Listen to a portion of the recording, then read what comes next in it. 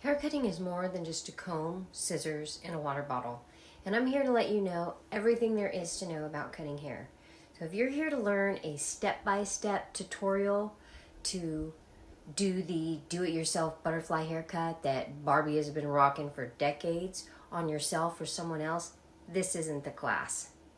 You can jump to my how-to video, cutting the butterfly haircut, and watch me snip and spray there.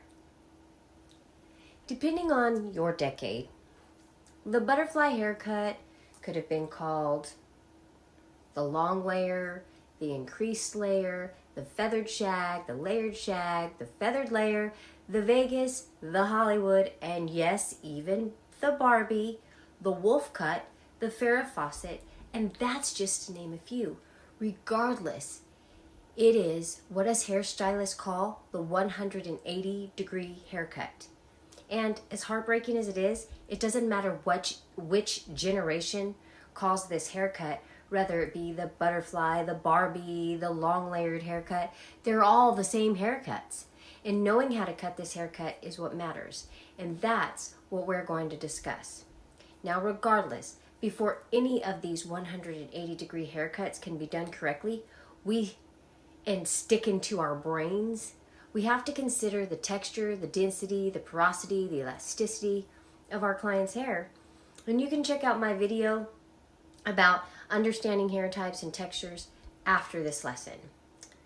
We also have to know and understand how the areas of the head, how the hair lays in its natural fall, and how it's distributed, and the lines and the angles to make this butterfly haircut work on everybody that desires it. Degrees of elevation and distribution, along with angles of cutting line, will also change the weight of this haircut. Weight plays a significant role in haircutting, particularly in the terms of how the hair falls and lays after a haircut. Different cutting techniques and angles can add or reduce weight in specific areas of the hair. For instance, if you want to create a lighter, more voluminous look, like the butterfly cut, you might use techniques that remove excess weight from the hair, such as layering or texturizing.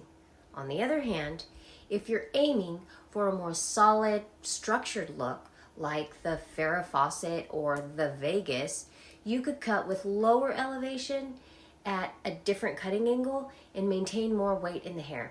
Or maybe your client just wants a wolf cut or the 1980s hairband haircut because, well, those haircuts are all distributed at 180 degrees as well.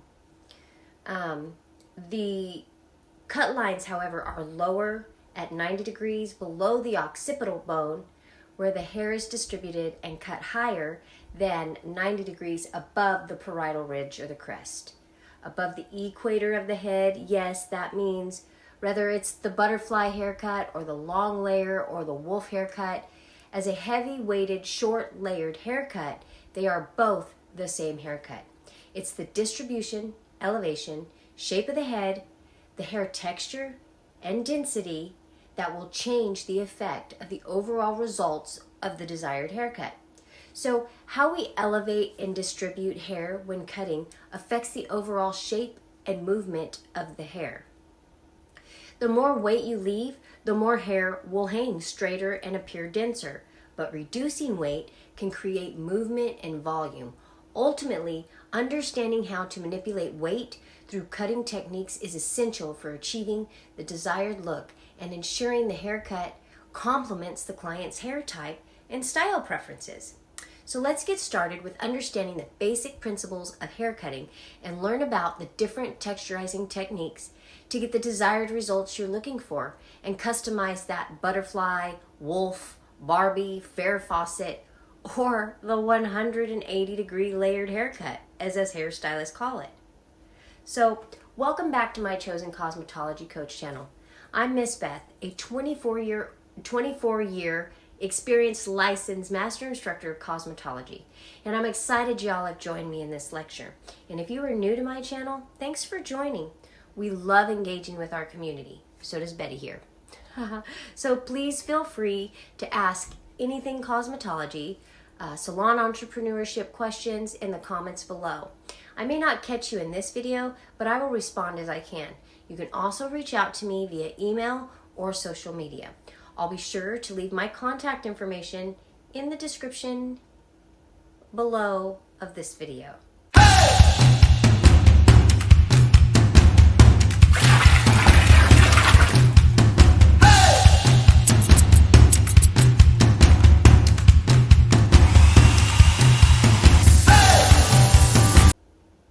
Now, if you don't know me, my name is Miss Beth, and I am a licensed master instructor of cosmetology and barbering, a biblical life and entrepreneur coach, a psychologist wife, and a blessed mom and grandma. Hey, I've been and done all things beauty and then some. And the beauty and the struggle is real. It's definitely real. And I am passionate about educating and empowering others through faith, family, and cosmetology to help guide you through your blessed journey as a cosmetology artist to fulfill your God-given purpose. So if y'all wouldn't mind, I would totally appreciate if you would like, share, and subscribe to my channel so that YouTube will push all this great information out to others to further their beauty education and knowledge. It only takes about 10 seconds of your time, and it will help so many others in so many ways. So let's do this, okay? Let's talk about reference points of the head, okay? Reference points on the head mark where the surface of the head changes, such as the ears, the jawline, the occipital bone, this back part here. These points are used to establish design lines, or what's also referred to as guidelines. And I will use those words interchangeably. In cosmetology, a design line or guideline refers to the boundary or the outline that a hairstylist creates while cutting or styling the hair.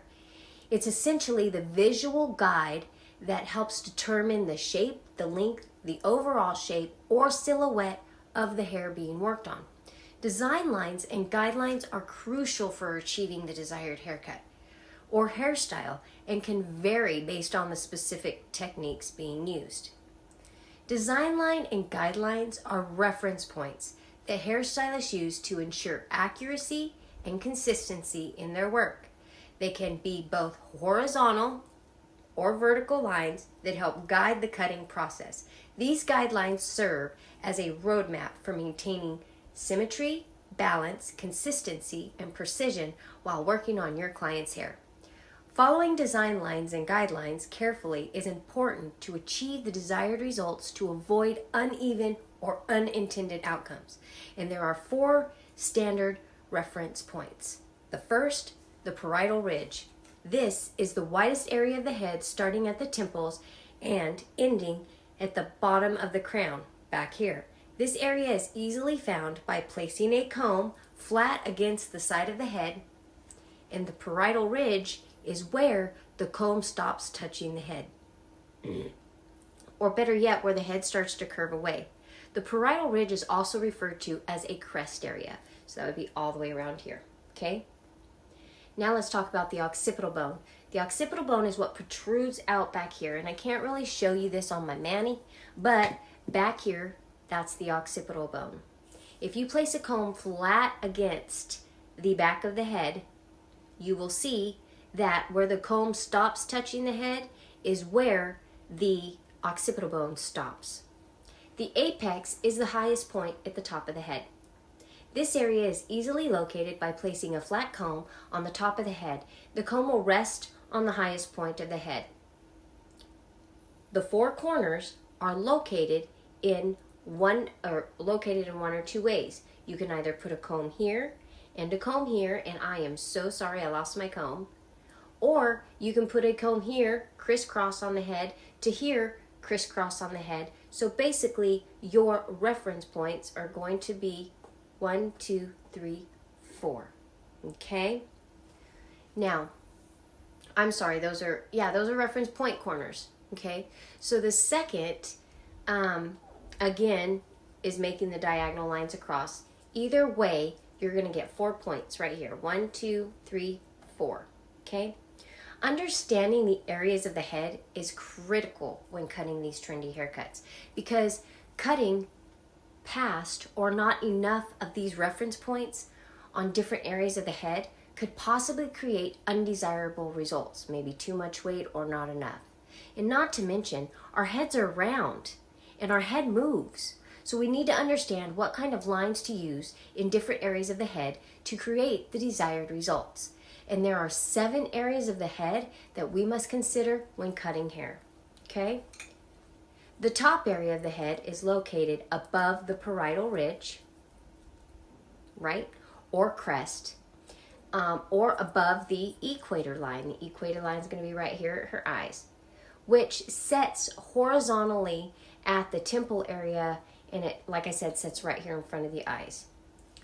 The second is the front area of the head, and you can find that by making a part line from the apex, the highest point of the head, to behind the ear. Okay? The sides are easily located. They include all hair from the back of the ear forward, so everything here, okay, underneath the parietal ridge. The fourth area is between the apex and the back of the parietal ridge, just above the occipital bone, okay? On most people, the crown area is usually flat, but definitely shaped differently on every person. The crown area is especially important to pay attention to when cutting hair. Now the nape area is the back part where the neck comes in, and I don't know if y'all can see it, but as her head comes down, okay, and it's located by taking a horizontal parting or making a horizontal line across the back of the neck, or I'm sorry, across the back of the head, up to the occipital bone. So if I were to come here and go down, all of this underneath here is my nape. The back of the head can be found by taking a vertical parting from the apex to the back of the ear, like this, okay? And the bangs are also known as fringe, is the triangular section right here that begins at the apex and ends at the front corners. This area can also be located by taking a diagonal line from the apex to the edge of the eyebrow so you could see the natural falling position, okay? No further than the outer corner of the eye. All haircuts are made up of lines, sections, and angles. A line is a thin continuous mark used as a guide. A section is a working area that the hair is separated into prior to cutting. The two basic used are straight and curved. When we cut hair in lines, it falls into a shape. An angle is created when the space between the two lines or surface interacts or intersects at any given point. An angle in which we cut the line is what gives the hair the direction and the shape, okay? Angles are important elements in creating a strong foundation and consistency in hair cutting because it is how shapes are created. And there are 3 types of straight lines in hair cutting. There's horizontal, vertical, and diagonal. Horizontal lines are usually parallel to the floor and relative to the horizon. Horizontal lines are direct from eye to eye, from side to side. Like the little mark we make in the capital letter H, horizontal lines build weight and create one length and low elevation haircuts, like the one length or the solid form haircut, also known as the bob. Vertical lines run up and down and are perpendicular to the horizon, the opposite of horizontal. I remember vertical because when I'm writing the letter V, it points down, reminding me down and up. Vertical lines remove weight, create graduated and layered haircuts when used in higher elevations. Diagonal lines, which are between the horizontal and vertical lines, and they have a sloping or slanted direction, just like the angle of a line when writing an X. Beveling and stacking techniques are used with diagonal lines to create angles by cutting the ends of the hair with a slight increase or decrease in length to create a beveling during a beautiful haircut. If you roll the hair around your index and middle finger like this, and you flip it up, you can cut it that way, which creates beautiful movement and very much softness, and can really help a completed style. When the hair is parted into working areas, we refer to those as sections. We divide those sections into smaller sections, and they are referred to as subsections. Elevation is critical in hair cutting, and it's what differentiates the weight that is left or removed from the haircut. It's also referred to as projection or lifting, which is the degree in which the subsection of the hair is held and elevated from the head when cutting, and at times can be referred to as distribution. Elevation creates graduation and layers and is usually described in degrees. Elevation happens when we lift up any section, cut it, and drop it into its natural fall or 0 degree. A cutting line is an angle in which the fingers are held. When cutting a line that creates an end result of a haircut, the cutting line is also known as the cutting position, cutting angle, or finger position. Can't talk today. Whether it be horizontal, vertical, or diagonal. Moving along, I will talk about texturizing and techniques.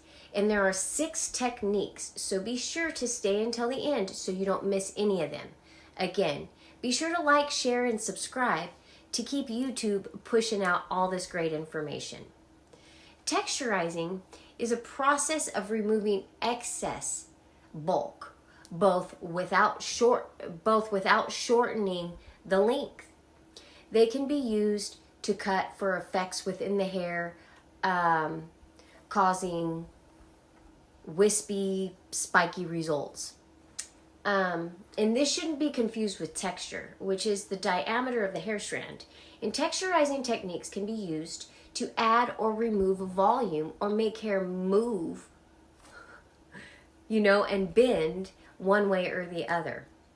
And it also can be used to compensate different densities that exist in the same head of hair.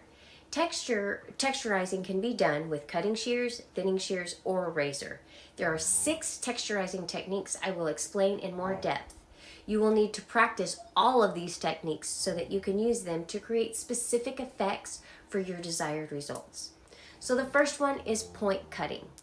Now, I didn't grab my shears, but point cutting is performed on the ends of the hair using the tips or the points of your shears to create a broken or shattered edge.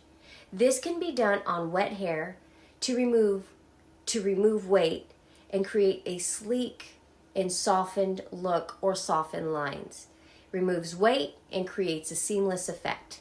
Notching is another form of point cutting. However, it's a little bit more aggressive in form and it creates kind of a chunkier effect. Notching is done towards the end of the hair and can be done on wet or dry hair. Freehand notching uses the tips of the shears. Do not use the side, don't slide them, but simply snip out little pieces of hair in random intervals. This technique is generally used in the interior of the hair rather than on the ends, and it is great for removing bulk for those clients with like thick, heavy density hair. Effilating, also known as slithering, is the process of thinning the hair to graduated lengths. The hair is cut by sliding movement of the shears while keeping the blades partially open. Slithering or effilation reduces volume and creates really beautiful movement. Slicing is a technique that removes weight and adds movement through the lengths of hair.